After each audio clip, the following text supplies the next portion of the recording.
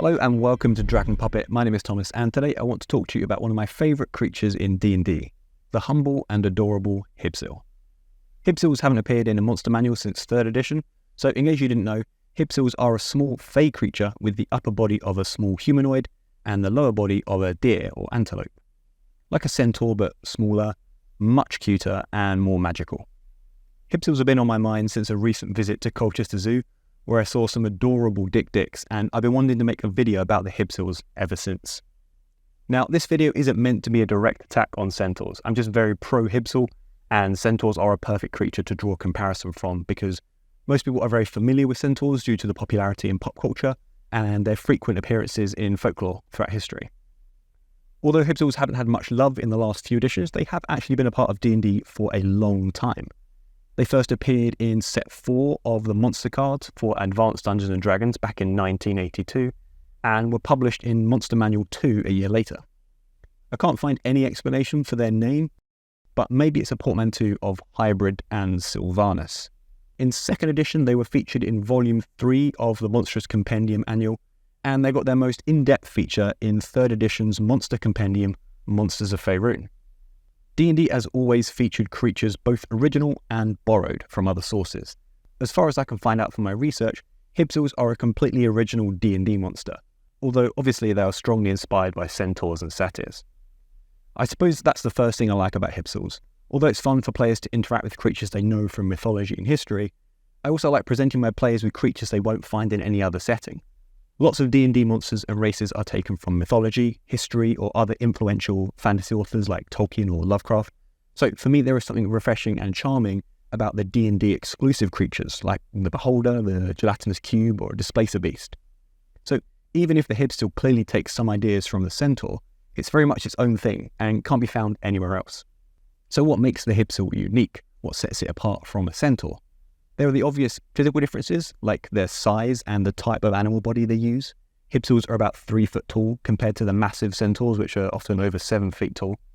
And where centaurs are a combination of horse and human, giving us a very kind of physically imposing creature built for strength and power, the Hybsil is far more delicate and agile, appearing to have the body of a deer or antelope and the upper body of a small fey creature. Having lower bodies that resemble deer or antelope invokes traits like agility, but also vulnerability, being the archetypal prey animal. This is reflected in the reclusive character and society of Hybsils, and it's in stark contrast to the powerful warlike symbolism of the centaur's human-horse hybrid. The difference can also be seen in how the two creatures are categorized. Centaurs have always been monstrous creatures, whereas Hybsils are technically fey creatures.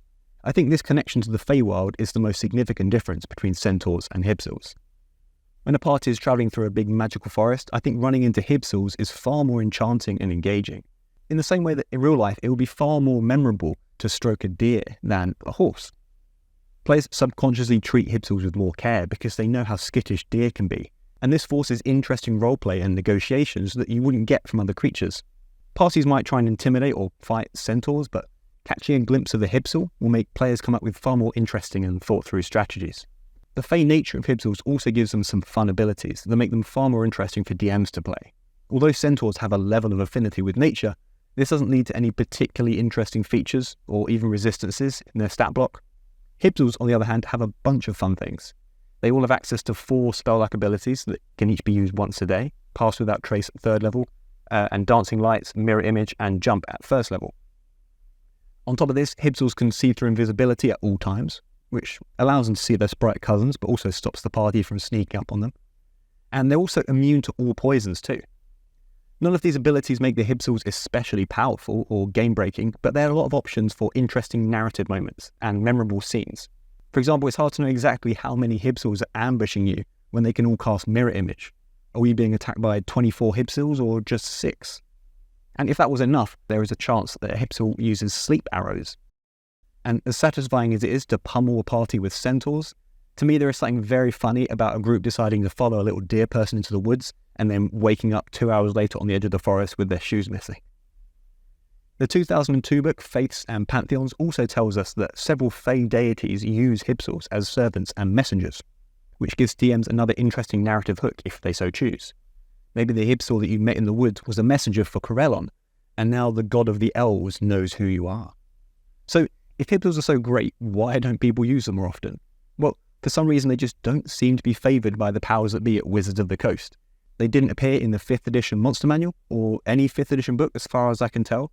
If you know of a 5th edition appearance of a Hybsil, then please let me know in the comments. I'll be interested to see. And when it comes to 4th edition, even with 3 monster manuals, there was no mention of Hybsils in any of them. If you know why Wizards might have stopped including these tiny little guys in their books, do let me know in the comments as well. But without an entry in any modern book, they have been somewhat forgotten, and most new players have never even heard of them.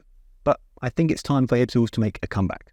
Of course, I'm not actually suggesting you replace every centaur with a Hybsil. They serve very different purposes in game. But definitely consider adding Hybsils to the next forest adventure your party find themselves in.